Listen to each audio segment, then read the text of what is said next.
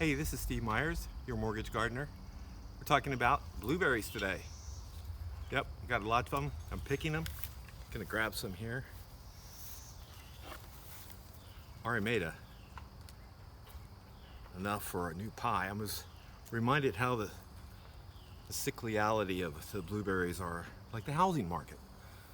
You know, these came in really nicely this year because of the moisture we had, all the rain, the great cool weather we've had throughout the spring.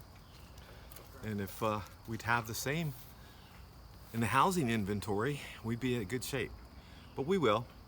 Sometimes it's been said in the past that the housing inventory is based on, well, it comes in full with the forsythia.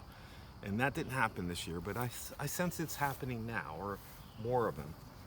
So, like these blueberries, it'll be your opportunity to go out and pick one for yourself.